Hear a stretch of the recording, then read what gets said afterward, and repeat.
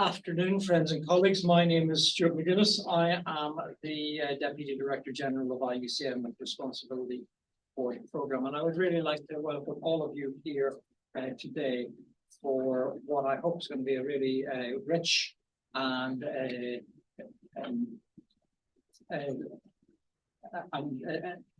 informational session around pathways for consistent and high integrity applications of nature-based solutions. Maybe just before we get started, I should mention that this event, of course, is being live streamed. That it is available in 3 languages, and it will be on the IUCN YouTube channel. There's going to be 2 segments. We're going to first of all have an exchange with several experts and practitioners on nature-based solutions, and then secondly, we will launch the first report of ENACT. That is the partnership that was established at Sharm el-Sheikh, COP27, and that being, many of you know this already, enabling nature-based solutions to accelerate climate transformation. So maybe by way of a introduction, I'd say we're finishing here. We're wrapping up 2 very, very interesting weeks in Nairobi.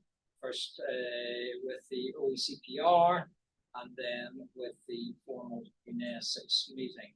And member states, IGOs, NGOs, civil society, major groups have all come together to look at the real challenges to addressing the triple planetary crisis, and considering a number of resolutions that could help move forward. NbS was one of those promising pathways that was discussed. There is we may not have made as much progress actually in moving the resolution forward, but I think that what has been we have seen is that there's been a really rich discussion and a real interesting insight into what is needed now to move forward, not only with the implementation of nature-based solutions, but ensuring that it is high integrity, that it is really delivering against what it promises to achieve. And one of the discussions that we did have was really the need for identifying standards and criteria to make sure that there's a common platform on which guidance can be tailored to the national contexts and circumstances. I think there's a real sense that a global standard has to be facilitatory, has to be voluntary, it can't be prescriptive.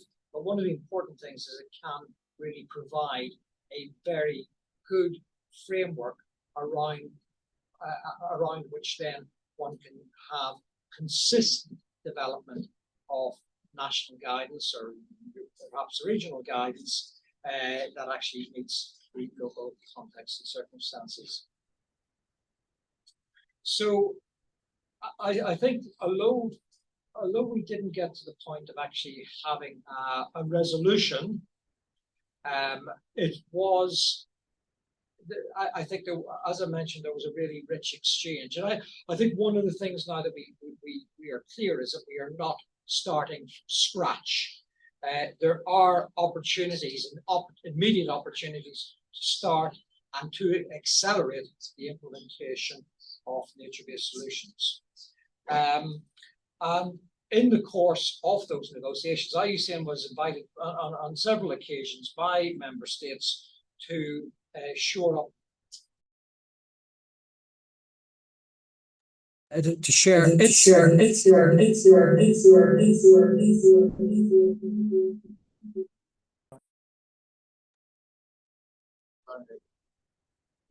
Sorry, to share its experience in having developed and applied the first set of standards, criteria, and indicators that are directly targeted at implementing the definition of nature-based solutions that was profiled and defined in UNEA Decision 555.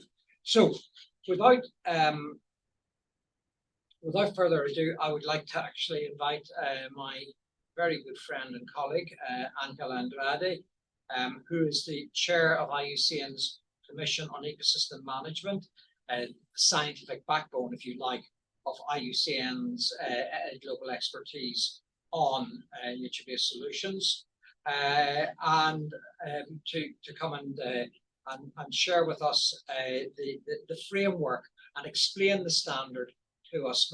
Maybe all of us are not just entirely familiar with the standard. So Angela is going to give us that insight. I'll also mention that Angela also chairs the Nature-Based Solutions International Standard Committee. That is an independent body that really looks at the integrity of the standard. Angela, without further ado, could I hand across to you to give us some highlights of what nature-based solutions is and what the standard sets out to achieve. Thank you. Thank you very much, Stuart. Well, as we know, over the past decade, IUCN has been deeply engaged in nature-based solutions through collective efforts from members of the Commission on Ecosystem Management, our colleagues from the Secretariat, and IUCN members. We have developed all together and adopted a global standard on nature-based solutions by the end of 2020.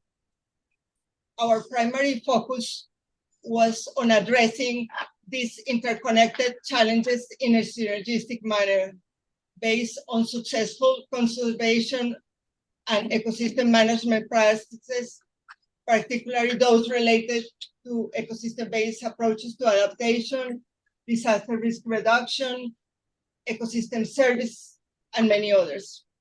This approach included traditional knowledge and practices developed by communities and indigenous people. Our main interest was to develop a facilitated type of a standard that could help us amplifying successful experiences and ensure the delivery of high-quality interventions, durable over the time, and deliver benefits for nature and people.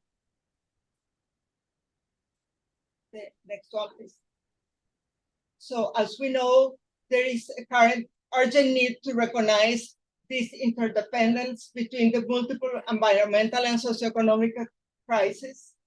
We also know that there is a significant increase of sustainability challenges impacting biodiversity, ecosystems, air, water quality, food security, human rights, and many others.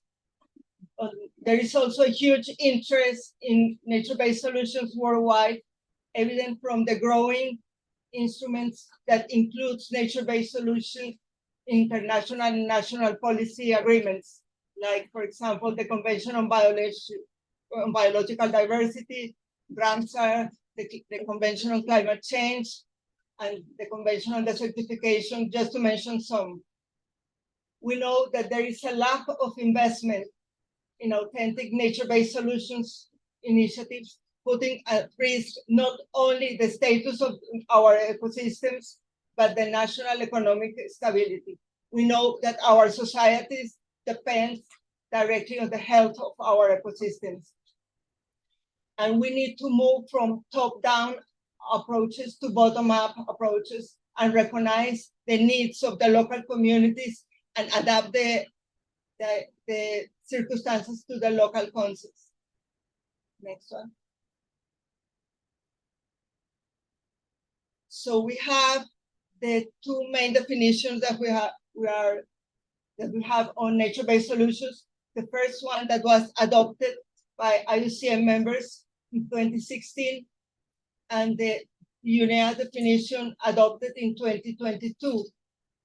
We can see that the definitions are almost equal, and there is a good connection between both definitions that we are going to look at and to show the connections between both and the possibility of the IUCN Global Standard to address the main challenges of the UNEA definition. The next one.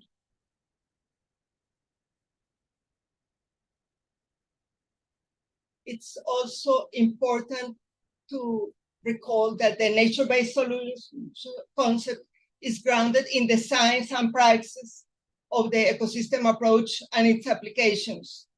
Nature-based solutions is focused on implementation pathways for how the ecosystem approach can be mobilized at scale to address specific social needs of food, water security, climate change mitigation and adaptation, human health, socioeconomic development, and others. Nature-based solutions is based on the recognition that ecosystems sustain societies and connectivities across all global challenges.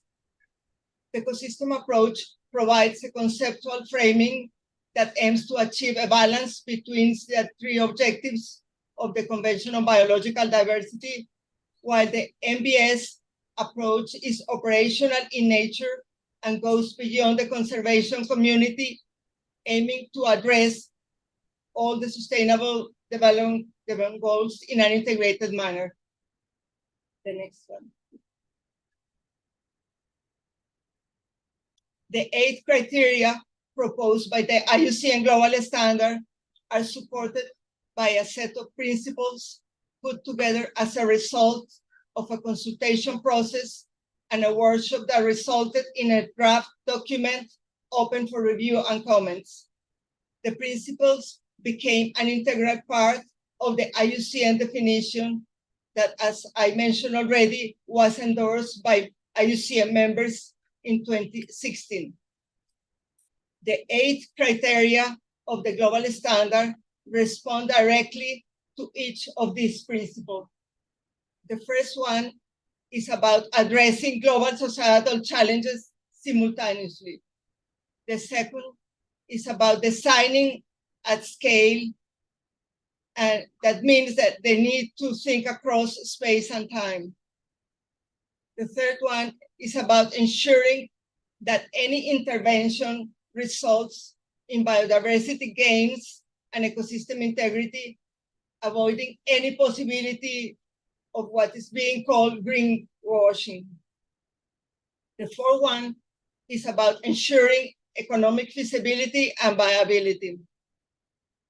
The next one is about guaranteeing the inclusion of social safeguards, human rights, inclusiveness, equity, gender-based and development of appropriate inclusive governance according to the respective contexts. The next one is about identifying synergies and balancing potential trade-offs with the participation of all relevant stakeholders. The next one is about promoting adaptive management, which emphasizes on the flexibility and the importance of learning and adjusting everything in response to changing conditions and uncertainties. And the last one is about mainstreaming, that refers to integrating it into decision-making, policy development, planning, and implementation across various sectors and levels such as national, subnational, and local. The next one, please. So the global standard of IUCN follow a rigorous 2 years process that involved experts from all regions of the world. We also had 2 public consultations and got feedback from individuals from different countries, from governmental, intergovernmental, NGOs, academy, private sector, indigenous peoples, and faith organizations. The global standard is also adaptable to local, regional, and national socio-ecological conditions, and was adopted by 128 state members in our last World Conservation Congress held in Marseille in 2021. The main products that have been delivered by IUCN is a main document that presents the standards, a guidance, and a self-assessment tool that is available online in several languages. The next one.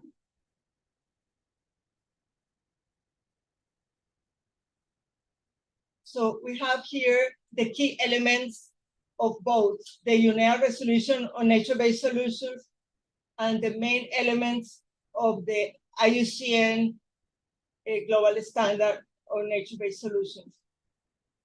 The next one. And here we have made an exercise comparing the main elements of the UNEA resolution compared with the main criteria of the IUCN Global Standard. And we can see that the Global Standard criteria and indicator respond directly to all the main elements of the UNEA resolution. For example, the definition, the need to address social, economic, and environmental challenges, to be effectively and adaptively, the need to providing human and well-being of an ecosystem services, resilience, and biodiversity benefits. The next one.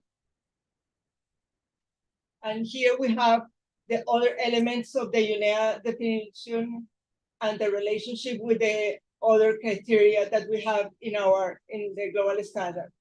A better analysis, you can find it in the information document that we prepare for this event, and that my colleague Charles will upload it to the chat, where we show this connection not only to the criteria, but also to all the indicators, the 32 indicators. The next one. So finally, where are we at this point? So we know that the global standard of nature-based solutions developed by IUCN and the UNEA resolution, they complement each other and for supporting sustainable development.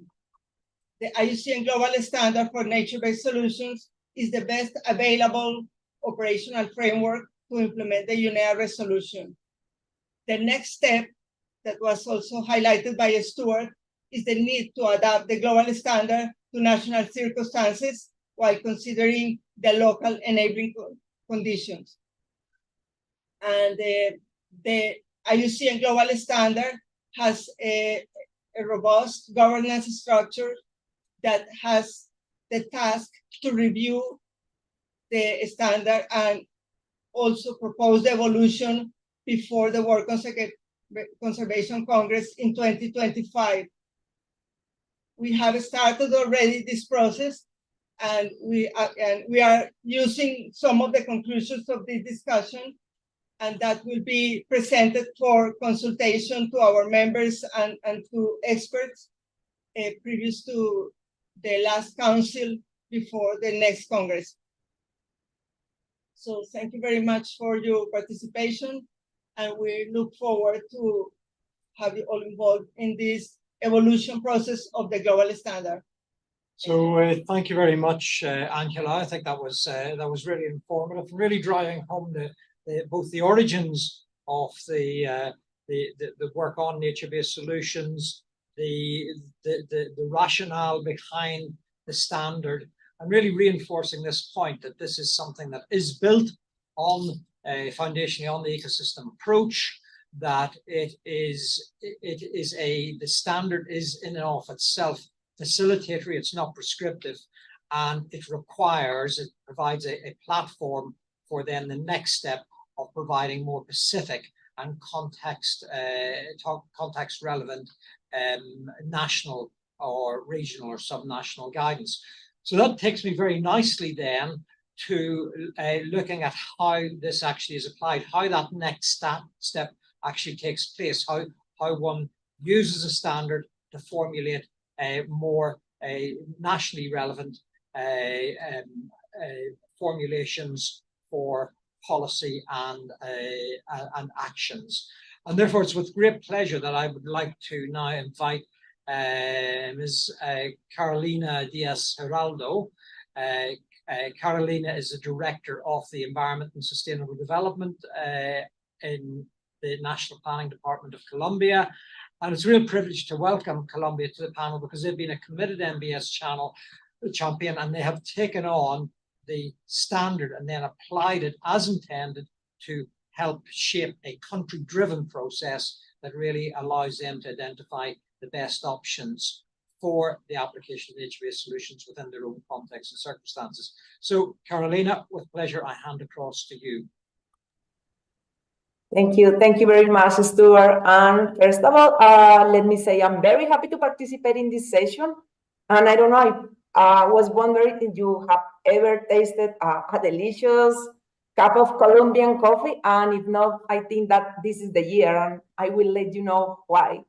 So let me start by saying that, and you already mentioned that as a society, we are facing the triple crisis: biodiversity loss, the climate change, and pollution.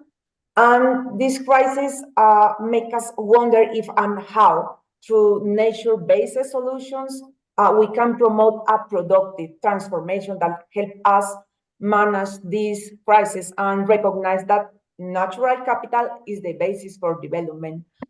And we have a great challenge, but we also have a great ambition.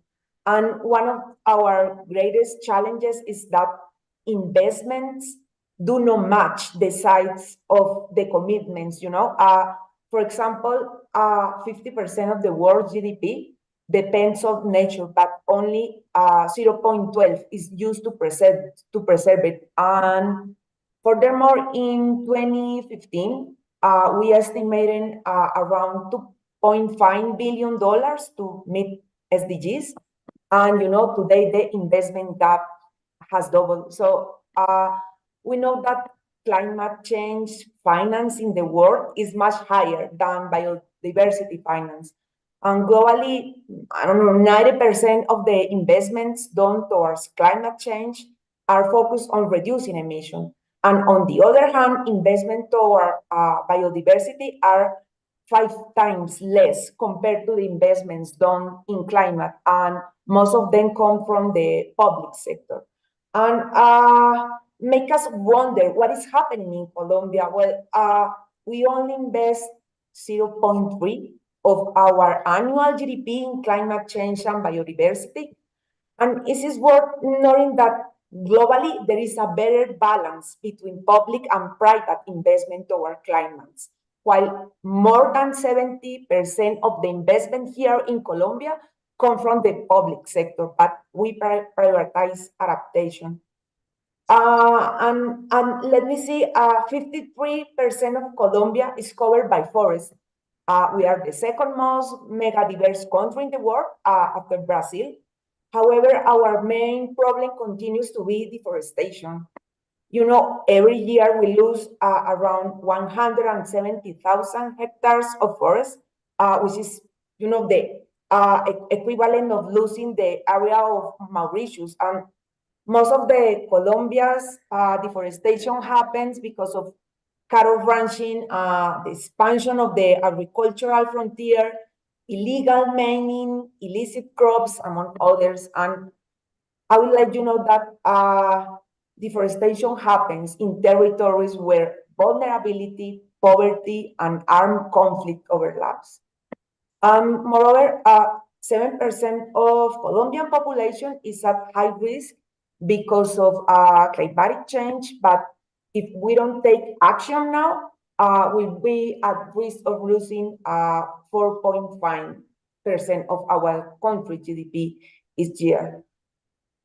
So we need to ask ourselves how could NbS help us drive productive transformation based on our natural capital.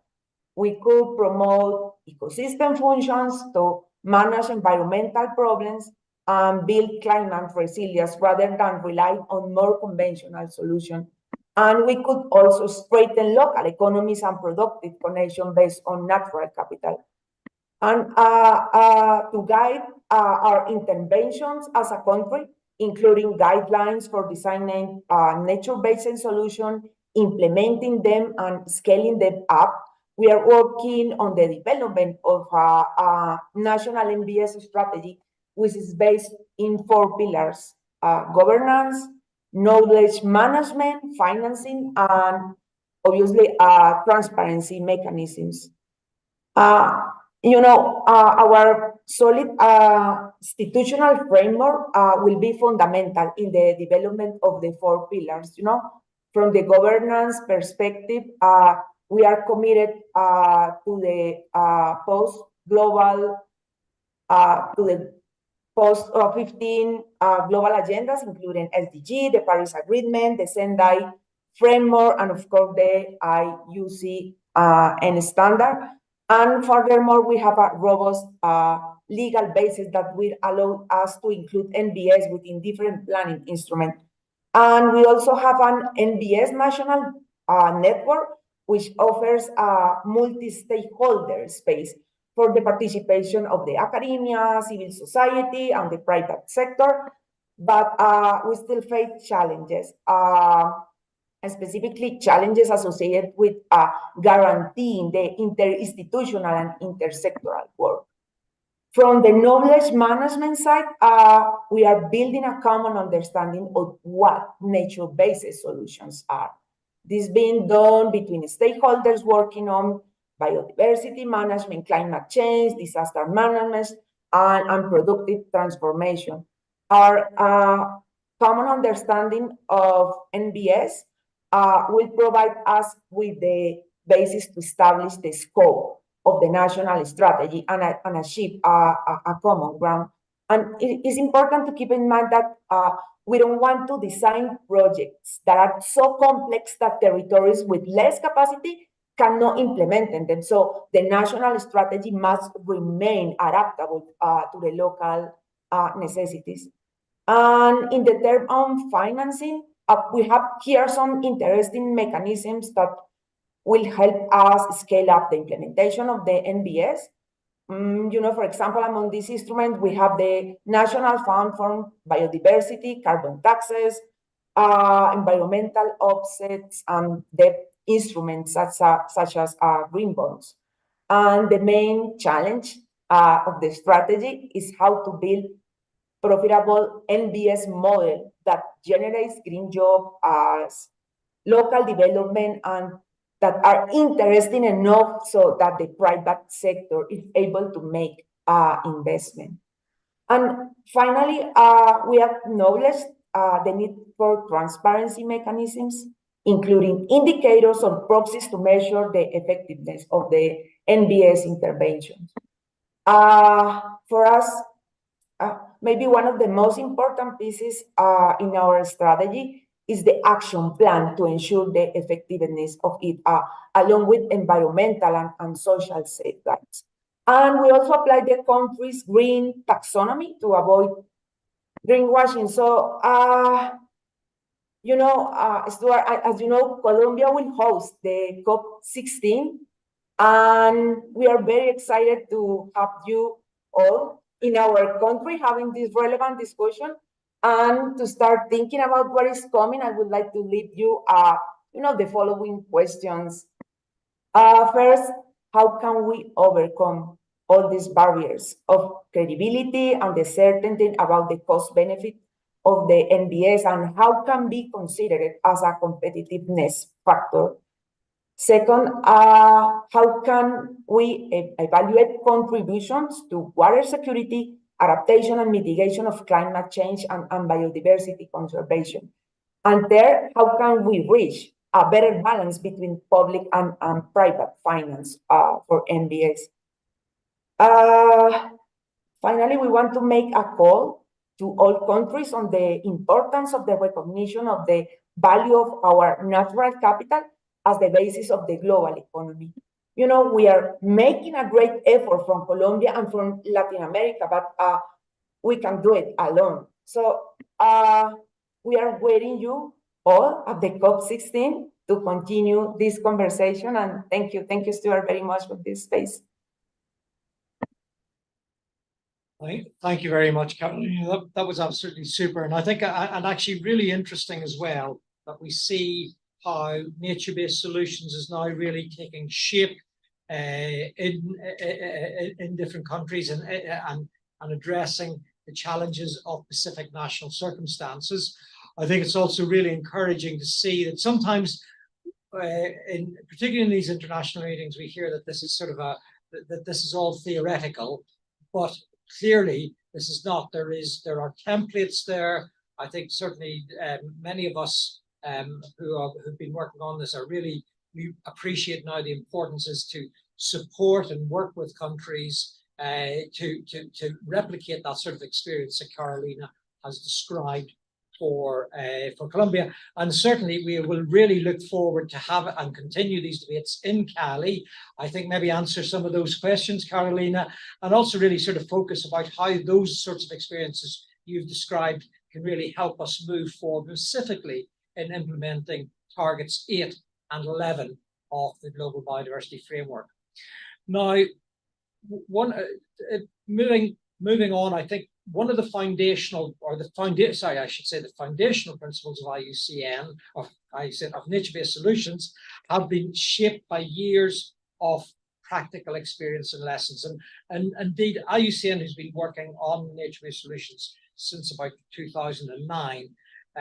Often say that we didn't create or invent nature-based solutions. We simply described it from the existing practices that had been there before, of how people live, people's ways of living link with nature and how they apply that to address key challenges. So it's with real pleasure now that I would like to hand the floor to Mamefate Nyang-Sedi, the head of the Coastal Management Division, the Department of Environment and Classified Establishments of Senegal.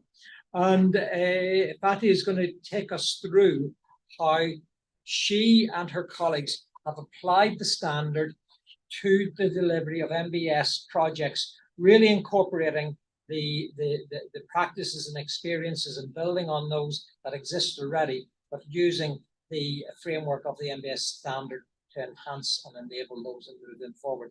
So Fatih, over to you. Thank you. Merci, Monsieur le Modérateur. Mesdames, Messieurs, chers participants, je voudrais tout d'abord, au nom du Sénégal, remercier l'IUCN pour l'invitation. C'est avec un grand plaisir que je participe à cet important événement pour partager l'expérience du Sénégal sur la façon dont le standard mondial de l'IUCN a été appliqué au projet de solutions fondées sur la nature et vous dire exactement quelles sont en tout cas les leçons qui ont été tirées de cette expérience. Le Sénégal, avec le soutien de la Banque mondiale, est en train de mettre en œuvre un projet régional de résilience des zones côtières en Afrique de l'Ouest, dénommé WACA. L'objectif de ce projet est de renforcer la résilience des communautés et des zones ciblées sur le littoral.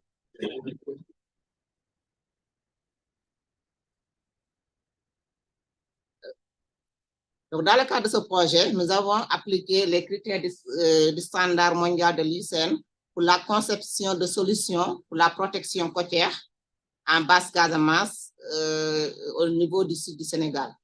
Et quand le projet WACA a décidé d'implanter des épis maltais pour lutter contre l'érosion côtière en Casamance, on avait pensé que du moment où c'est une solution très soft, faite à base de matériaux locaux, qu'on se basait également sur le fait que l'initiative est très bien maîtrisée par les communautés côtières, que également il n'y avait pas de construction d'îles, donc on avait pensé qu'on était carrément sur des solutions fondées sur la nature. Mais quand on a appliqué les critères du standard de l'IUCN, on a remarqué qu'il y avait un grand potentiel par rapport à la catégorisation de cette action dans les solutions fondées sur la nature. Et qu'il y avait également un certain nombre d'éléments qu'on avait ignorés et qui méritaient vraiment d'accorder une attention avant même de démarrer l'implantation. Notamment le financement durable, c'est-à-dire le financement après la fin du projet. Et aussi, il y avait l'aspect portage, c'est-à-dire la gouvernance.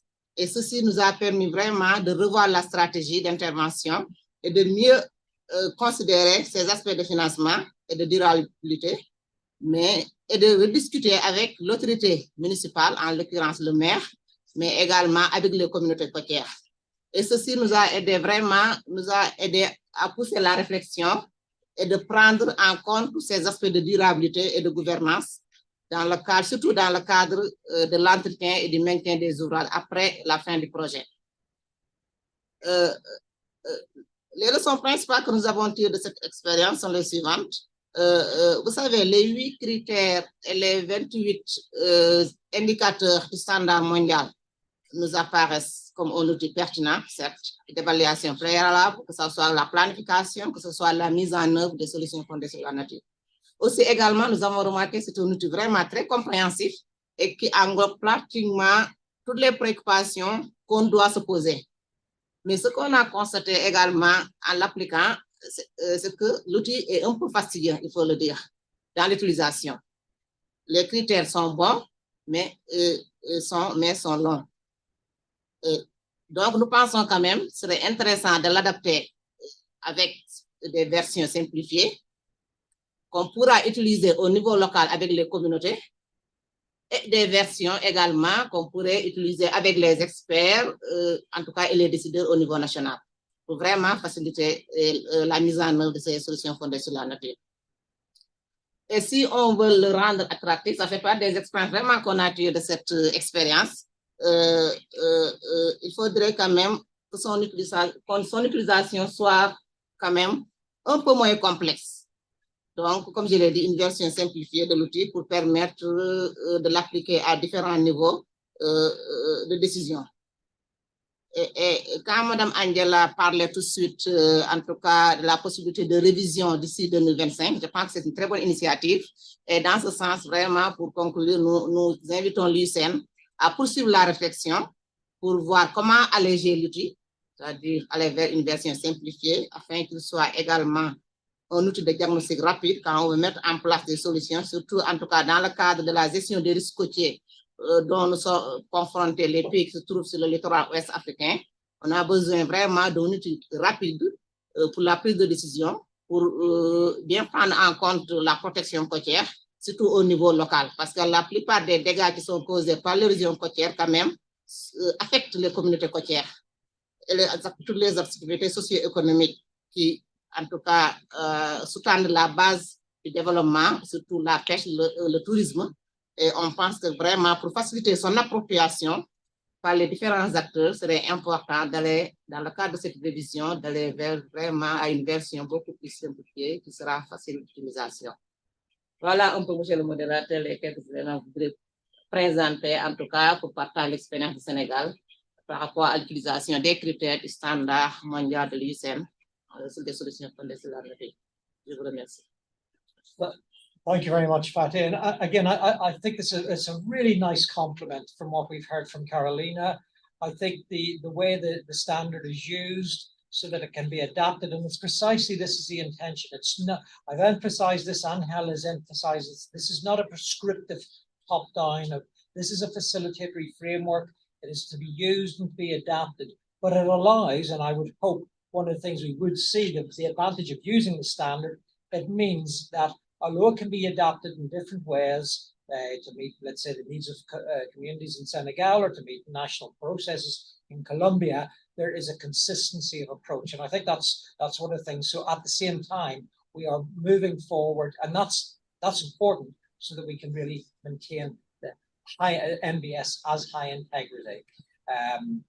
So we've heard about the application at national level. We've heard about being able to take this down and apply this with respect to helping supporting various actions in Senegal, including community actions. And now I'd actually like to have another dimension of really looking at the regional perspective. Indeed, one of the recommendations of the Intergovernmental Consultations on NbS was to address existing knowledges and awareness of barriers through the establishment of regional and national hubs. And so it's with great pleasure that I'd like to give the floor to Dr. Ming Lu, the Executive Director of the Nature-Based Solutions Asian Hub. Ming Lu is another NbS champion and has the Chinese government, in collaboration, the Ministry of Natural Resources, in collaboration with IUCN, have launched the NbS Asian Hub under the leadership of Ming Lu, which really aims to facilitate research and cooperation around nature-based solutions, and again, give further insight so that we can have better attuned guidance at the appropriate level and in the appropriate context. So, Ming Lu, I'd like you to take us through the advantages and what you've learned so far about working at a regional level on providing that sort of guidance on the application of nature-based solutions. Thank you. Thank you, Stuart, and good afternoon. I'm Luo Ming from NbS Asia Hub, and thank you for having me in this important event on the nature-based solutions, and congratulations on a successful event. And let me organize my talk to 3 parts. I will roughly talk about the Chinese application of NbS and the global standard, share some experience and thoughts. Then I'm going to introduce the governance and the mandates of Asia Hub. Finally, I will share our immediate work and the future planning related to the NbS global standard. The first, I would like to talk about some important projects and work in China that relevant to the nature-based solution and global standard. In recent years, the Chinese government has continuously promoted the ecological civilization, which has its roots in the traditional Chinese culture, to provide solution to the global crisis of climate change and biodiversity loss. In this context, several key sustainable development policy has been adopted by the central government and followed up by the subnational governments. For example, China has established and implemented an integrated spatial planning system, launched a national master plan for major projects to protect and restore the important ecosystem, and implemented a Shanxi Initiative. The Shanxi Initiative was launched in 2016, honored as World Restoration Flagship. It is an ambitious countrywide effort to restore 10 million hectares of national species, including forest, grassland, and waterways. Between 2021 and 2030, China is aiming to complete 50 projects stretching across 700 counties, focusing on large-scale protection and restoration of the entire ecosystem.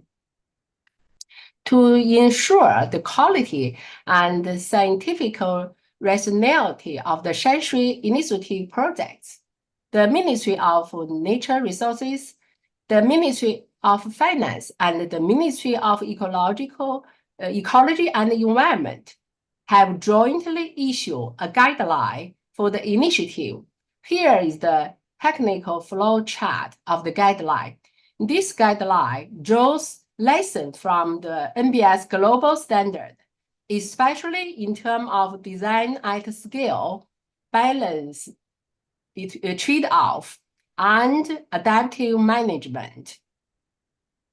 In general, the requirements of the guidance align with each of the criteria of global standard. The guidance call for ecological priority and cost-effective intervention to ensure economic viability. It also urged projects to take into account local demographics, customs, and traditions, and to consult with stakeholders, including local communities, governments, agencies. It also stresses the importance of adaptive management, require projects to adjust actions and arrangement that may lead to deviation from the objectives and damage to ecosystem. By implementing the guidance, Shanshui initiative projects can improve coordination between different government departments, cities, and ecosystem. Also, more work may be needed to build the system, raise awareness of this important principle among a wide range of stakeholders. Last year, the IUCN and the Ministry of Natural Resources jointly issued a publication of 10 good NbS case studies in China with reliable and effective supporting by the IUCN High Court and CEI. And use the 10 case studies. The report analyzes how existing ecosystem protection, restoration, and management activity in China align with the NbS Global Standard. We have carried out self-assessment for all 10 case studies. Although not a very rigorous way, the overall results are encouraging, although there is still room to improve. Overall, we believe that the global standard and self-assessment tool is a useful framework, and that the progress of using the tool involve technical teams, partners, and stakeholders has fully demonstrated its value in bringing together the judgment of the multiple experts, practitioners, and managers into a coherent view. The assessment can be carried out at a different stage of the project to continuously adapt toward the final goal, provide a clear guidance for follow-up and improving. Going forward, as the part of the NbS Asia Hub mandates, we will continue to promote the localization of the standard and the implementation. Next, let me go in to introduce the NbS Asia Hub. This hub serves as a collaborative mechanism rather than a physical institution between the IUCN and MNR of China. It established a partnership with willing local governments, universities, research institutes, and enterprises to address the challenge and promote a sustainable development. This slide shows the governance structure of our hub, the steering committees, advisory committees, executive bodies, and working groups. The hub has been tasked with 4 primary mandates, each of which plays a critical role in advancing our collective goals. Firstly, by conducting deeper research about the application of NbS, the hub will provide expert advisory and consulting support to stakeholders. This will ensure the most effective and efficient solution are implemented. Secondly, through the development and promote the public products, such as technical guidelines, case studies, and reports, the hub will enable stakeholders to gain a deeper understanding of NbS and their potential application. Thirdly, the hub will enhance capacity building by facilitating the knowledge dissemination and upscaling. Lastly, the hub will promote exchange and cooperation with various stakeholders by fostering collaboration and share knowledge. We will building the bridge between individual, organization, and governments. Finally, please allow me to introduce the planning and progress of the hub. According to the hub's mandates, we have developing an ambition work plan for the first year. A key aspect of this plan is to produce a series of NbS best practice guidelines focusing on different ecosystems, such as coastal and urban. This guideline will serve as a valuable sources for practitioners, policymakers, and stakeholders by providing practical evidence-based recommendation for implementing NbS projects in different sectors and contexts. Furthermore, we will developing a flagship report, which may call the NbS Asia Outlook. This report aims to provide a comprehensive overview of the region's progress, showcase successful case studies, and identify areas for further improvement and collaboration. We will also promote regional communication and capacity building and organize thematic side events to some of the key conferences, such as the RCF and the tripartite meeting of IUCN members in Japan, in China, Japan, and the Republic of Korea. Moreover, we are actually engaged with Asia Infrastructure Investment Bank and Asia Development Bank for talent support, and ARIB has initially agreed to work with us to conduct the capacity building of the NbS. Let me stop here. Thank you. So thank you very, very much, Lu Ming. I think that was splendid. It was actually very interesting because I think there's three things that jumped out at me, and thank you for doing this. You took us in and you reinforced actually maybe some of the points that Angela had flagged at the start, the criteria of the standard and how it's actually used, and I think also some of the important, I would say, new insights that the application of the IUCN standard gives, such as the importance of really recognizing that there are trade-offs and identifying strategies of how they can be balanced, including the importance of additional management. So, colleagues, there we've got it. We've heard from three speakers from application at the national level, and how it's been used to do self-assessments of particular projects. I will mention, by the way, that there is now the self-assessment toolkit is online and available for everyone to use.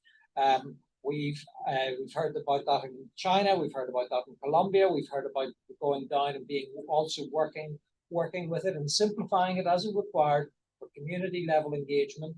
And then finally, as Lu Ming mentioned, then taking this up and really putting in place a framework so that it can be delivered and support broader action across the region and support different countries in there. So really sharing and exchanging and improving the lessons we have to learn. So maybe in conclusion, I'd like to say that I think there is actually many reasons to be optimistic, many reasons to sort of see how we can move forward on this. We don't have to wait anymore to say what else do we need to move forward for implementation. In fact, implementation, as you've heard from Senegal, from Colombia, from China, implementation is there, it's already happening, and we could add many happening in several other countries as well. IUCN has provided capacity development and training to a wide range of users, ranging from governments to practitioners. We've been working with our members and collaborating with other partners on piloting on the ground application, and building up a set of supportive tools that can really help decision making and a uptake of NbS. Again, I will emphasize within national or local contexts and circumstances. I did mention to you one thing, and thank you very much, Lu Ming, for that slide that actually showed the 10 self-assessments that you did in China. The self-assessment tool, as I mentioned, is there. It is available for use, and we would really encourage, if you're interested in looking at your own interventions and seeing where are there things that could be improved, or how close you are to sort of working around the 8 criteria of nature-based solutions, I would really encourage you to use that. We've also captured many lessons, and I really want to maybe at this point just acknowledge the work of the Commission on Ecosystem Management. They have been building up a lot of detailed case studies, and those will be used to further strengthen and improve and revise and evolve the standard and its regional and national applications over time. Maybe just conclusion. The last thing, and I think this has come very clearly from Carolina, from Fatih, from Lu Ming, and of course from Angela, that what nature-based solutions needs 2 things. It's an integrated approach. It's not a single sectoral approach trying to solve one problem at a time. It deploys the strengths of nature, the qualities of nature, to be able to address several key societal challenges. But that also means that no one institution, not IUCN, not anybody else can do it alone. We need partnerships. We need to come together in partnerships. And again, that's what I would hope we can do with these national applications and with the regional hubs, is really establish the partnerships that can move forward to really make sure that there is successful and high integrity nature-based solution, and critically that we are getting implementation that benefits nature and that importantly benefits and enhances the well-being of people. So I would like to conclude this part of this presentation. Please stay with us, because we have got one more, I think, very interesting segment of this event that I hope you will find really quite rewarding and interesting. I did mention about the importance of partnerships, and we are now going to look at ENACT, enabling nature-based solutions for accelerated climate transformation, an initiative that was launched in Sharm el-Sheikh at COP27 under the leadership of the Egyptian presidency and co-chaired by the government of Germany, and IUCN has come in to support that. So we're now going to go through, if you're just joining us, so if you have joined us, don't go away, please stay. If you're just joining us, I will remind you that this is a virtual event. It's in 3 languages, and that we are, and that this is being recorded. So maybe with that, I will hand the floor now to again my friend and colleague Angela Andrade. Unfortunately, our Director General Gretel Aguilar was pulled away in last-minute business, so she is ably substituted for by Angela, who's going to give a few opening remarks about what we really do think is a very exciting endeavor. We've talked about reinforcing all these important connections that we have, whether they're at the global level, whether at the regional level, whether it's at the national level. So, and the ENACT, I think, is a great example of that. And so, Angela, can I hand across to you to give us some opening words? Thank you. Thank you, Stuart.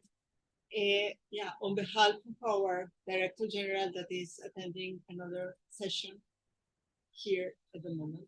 So I will open the event for the launch of this ENACT report.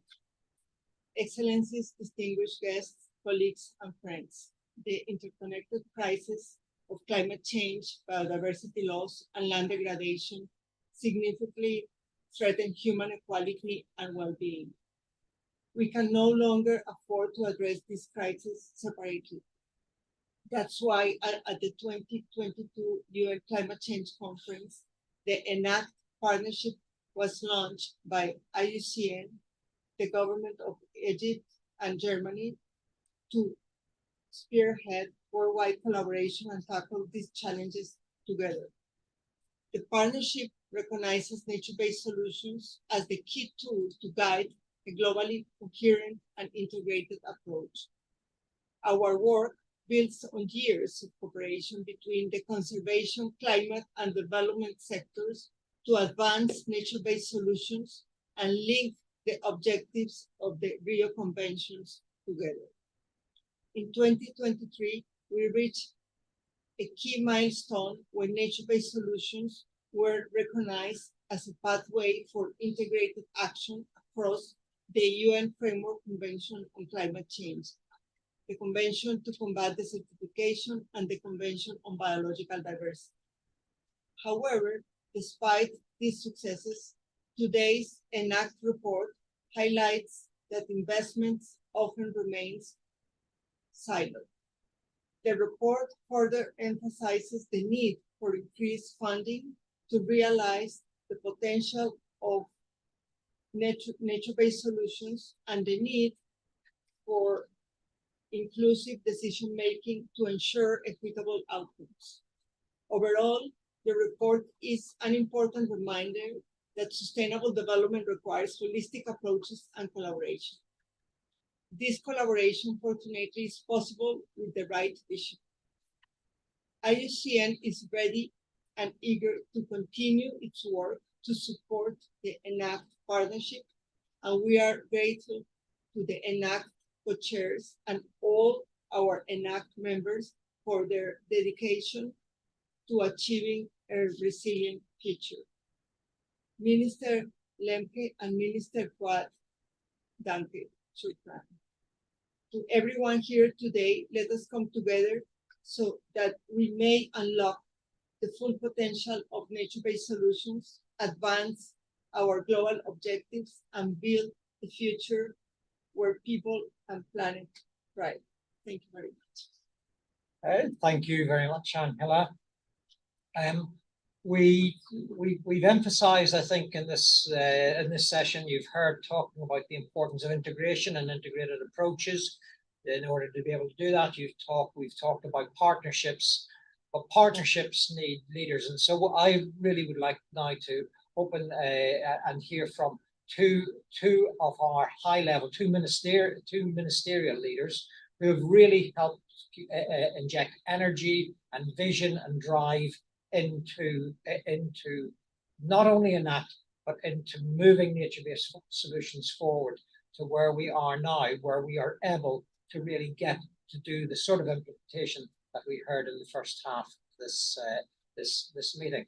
So without further ado, I would first of all like if we've got a recording from Her Excellency Yasmin Fuad, the Minister of Environment for Egypt, and I would ask my colleagues if they can load that video, please.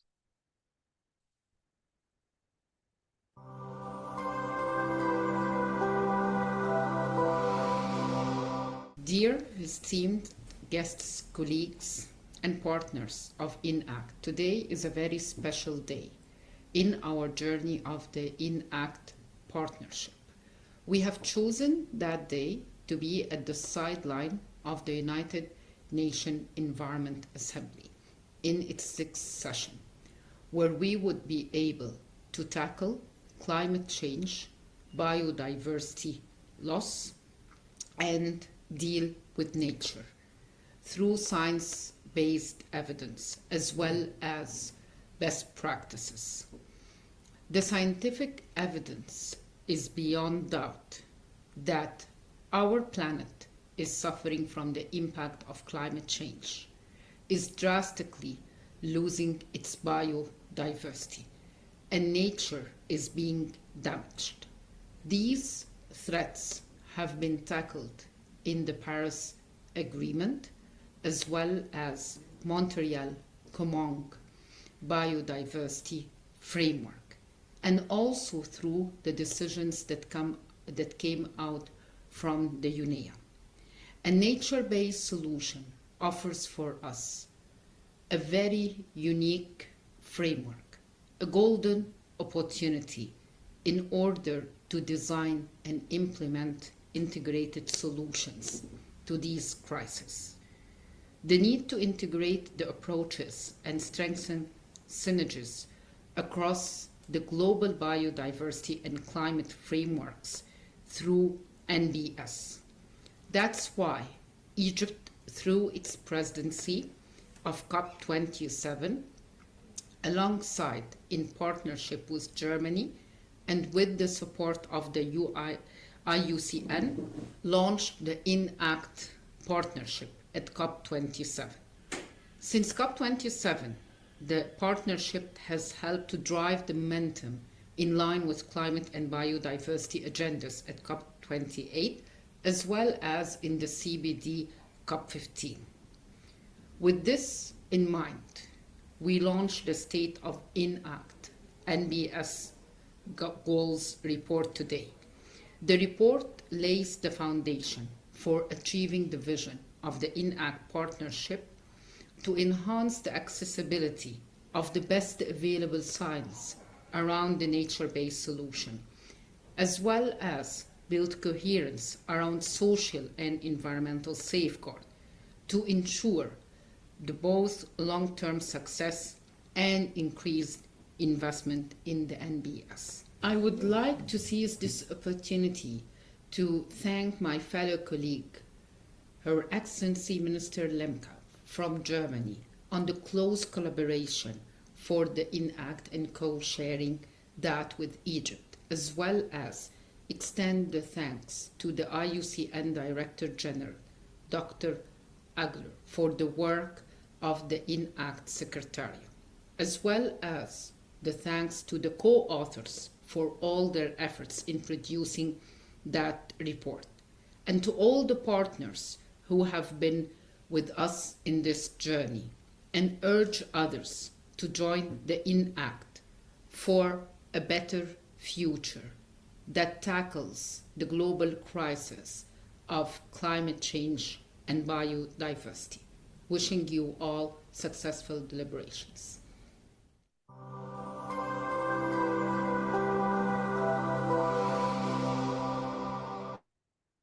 So thank you very much, Minister Fouad. And now I would like to hear from our second champion and really who has, with her team, has been a real champion for nature-based solutions. It's coming together, really sort of identifying where we can move this exciting agenda forward. So I'd like now, if I could just ask the team today to upload the second video from Her Excellency Steffi Lemke, the Federal Minister for the Environment, Nature Conservation, Nuclear Safety, and Consumer Protection. So, Minister Lemke. Colleagues, Excellencies, ENACT partners, ladies and gentlemen, I'm very pleased that we are presenting the first report of the ENACT partnership today. Faster, better implementation of nature-based solutions is needed around the world. The UNEA resolution on nature-based solutions for supporting sustainable development demands it. The ENACT partnership can play a key role here. As an alliance of government and non-governmental stakeholders, the primary goal of ENACT is to improve cooperation and financing. Alongside Egypt, Germany has supported and co-shared the initiative from the beginning. We are advocates for nature-based solutions nationally and internationally. In Germany, we launched the Action Plan on Nature-Based Solutions for Climate and Biodiversity. The plan will protect and strengthen ecosystems on land, off coasts, and at sea, and, if necessary, restore them. Germany is pushing for a shared understanding and ambitious and sustainable implementation of nature-based solutions in international negotiations in the Rio Conventions and under other agreements. One of the ENACT partnership's key outputs is the State of ENACT NbS Goals report. It gives an overview of the current knowledge on the ENACT NbS goals, and it is being made public today. In a moment, we will hear a summary of the report's main points. I am keen to learn more. My warm thanks to all the co-authors of the report, and especially to the ENACT Secretariat. Your great efforts are what makes the implementation of this initiative possible. I am very pleased that we now have such a strong coalition to work together on advancing nature-based solutions. Thank you everyone for participating in this video conference. I'm certain there will also be many opportunities to talk in person in Nairobi. Thank you very much.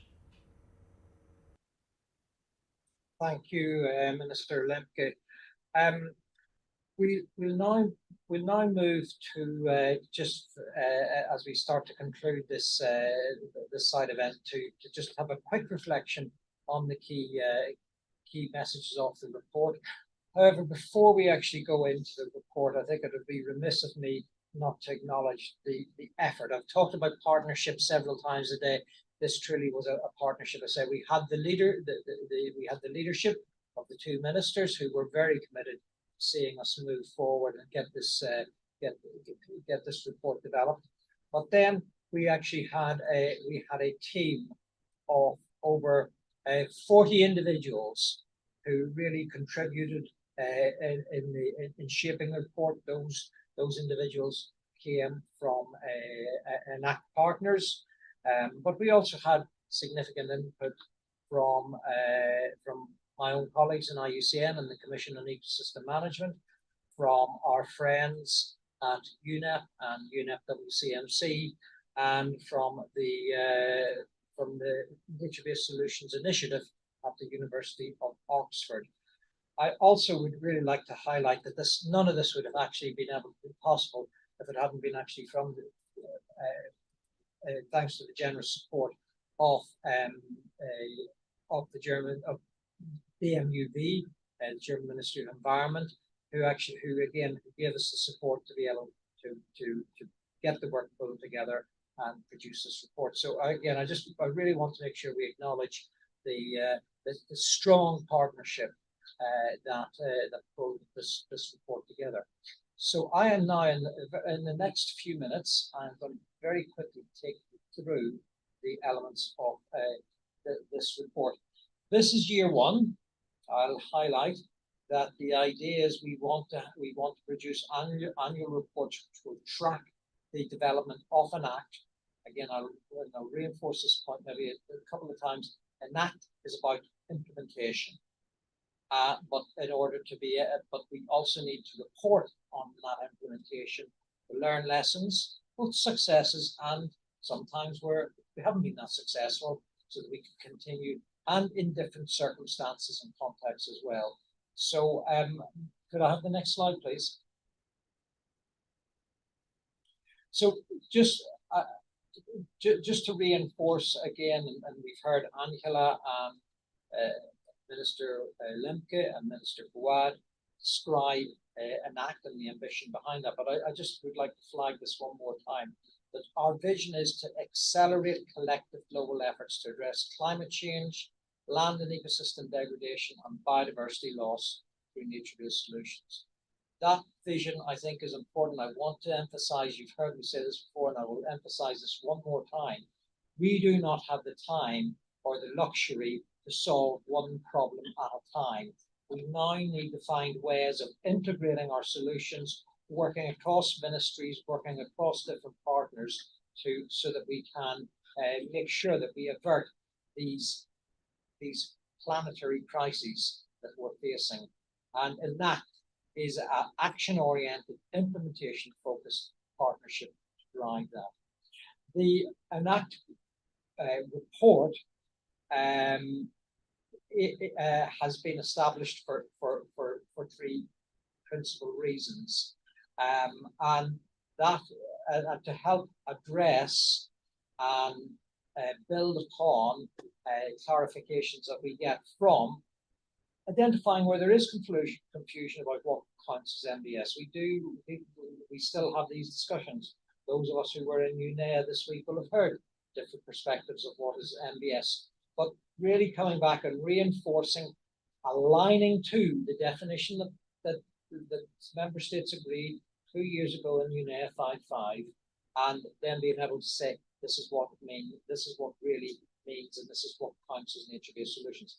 That is why I think having a global standard, a facilitative standard, which can be applied in different ways according to the national context, is important, because it allows us to compare apples to apples, whether we're applying nature-based solutions in Egypt, Germany, China, Senegal, Colombia, etc.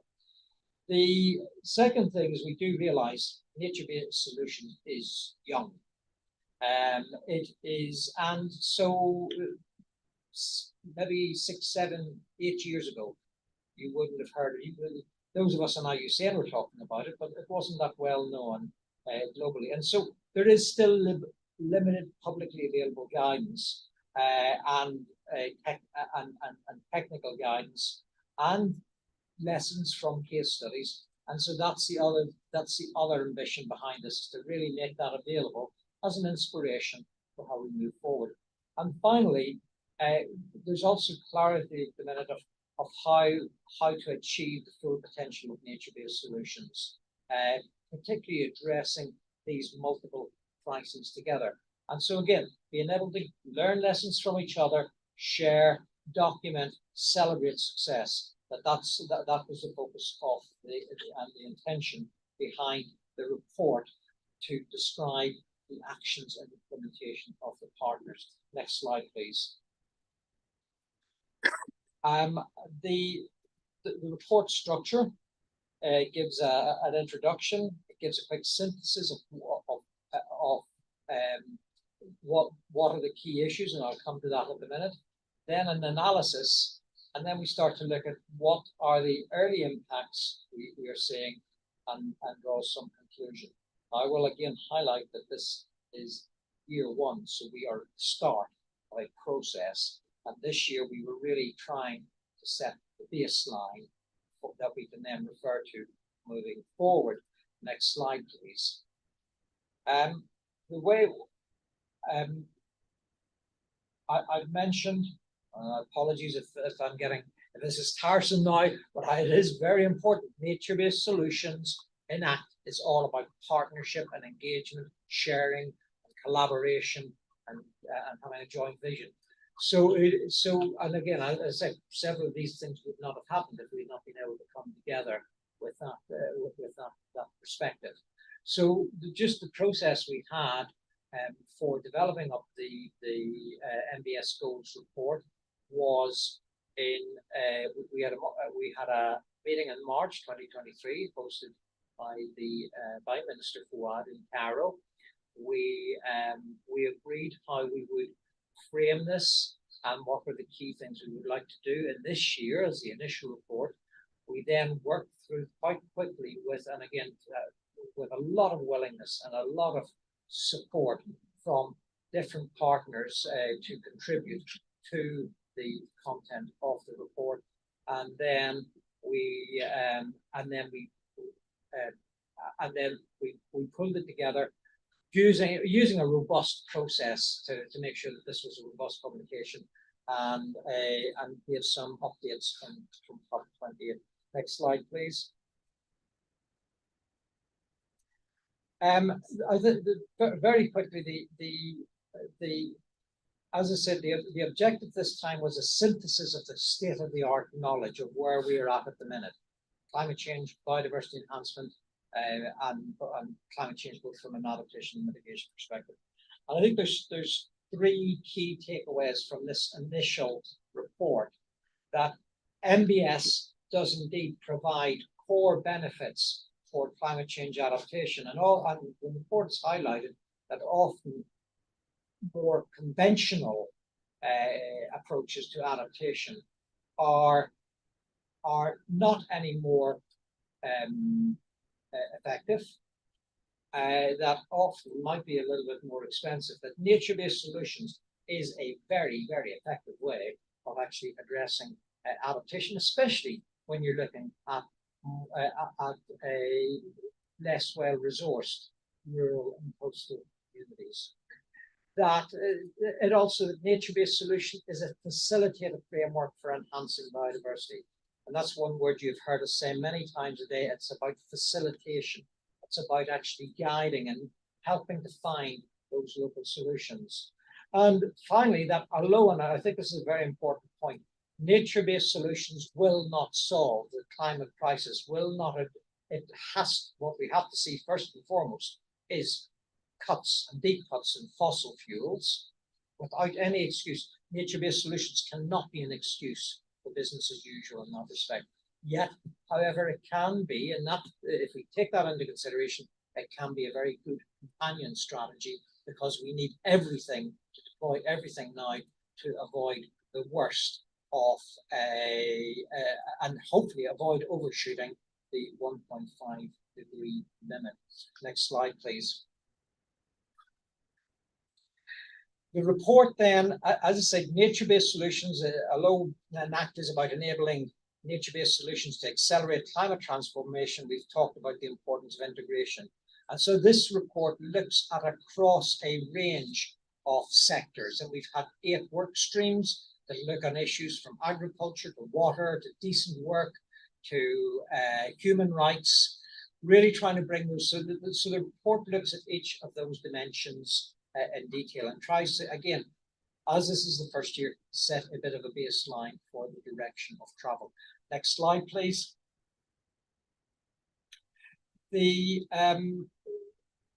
I've talked about baselining, and really what we wanted to do this year was really sort of to try and evaluate the capacity so that we could track achievement towards the 3 ENACT goals, and again, which we've mentioned before. It's around climate adaptation, enhancing the protection of at least 1 billion vulnerable people, biodiversity enhancement, up to 2.4 billion hectares of much better managed landscapes and seascapes, and also making that companion contribution to climate change mitigation. Next slide, please. There are 3 messages from this year that I think are actually important. We need we really do need to have this focus now on integration of actions. I mentioned this before. We cannot continue going on trying to solve one problem at a time. We need frameworks like nature-based solutions that can actually help us deliver on climate, that we produce better jobs, reinforce land productivity, water stewardship, etc. The other thing is, while we do need more funding, which is important, we also need a different way of looking at that funding. It needs to, we need, instead of actually, again, if funding goes sector by sector, then we lose an opportunity. We need to find those synergies between different sectors so that we can actually enhance the quality of the funding that is currently available. And finally, that, and absolutely fundamental, that NbS only works if we have got inclusive decision-making processes that really involve all actors. And again, I've mentioned this several times before. The importance of partnership, and partnership does mean that we really do need to make sure that there is strong inclusion of all parts of society so that we can work towards equitable and socially just outcomes. Next slide, please. And then there are some indicators along those 3 areas that we are getting good progress. We've seen actually, again, ENACT having a central role in the importance of nature-based solutions being reinforced in statements coming out of COP28. Several donors are now using NbS and frameworks like the IUCN Standard to really try and reinforce the opportunities to really deliver on climate, biodiversity, and human well-being through some of their activities, including Canada and their Partnering for Climate fund. And finally, that we, having now organised the work streams and got these communities of practice, we're ready to kick off in 2024 and again, I'd like to acknowledge Germany for giving support on that so that we've got resourcing to work on that in a concrete manner. Next slide, please. And that is really that. I would really encourage all of you. There is the QR code. You can access the report directly from that. I really would commend it to you. It is the effort not just of IUCN and not by any stretch of the imagination. It has 40 contributors. It draws, as I say, it draws from inputs from partners, from other institutions, from the volunteer network of the Commission on Ecosystem Management.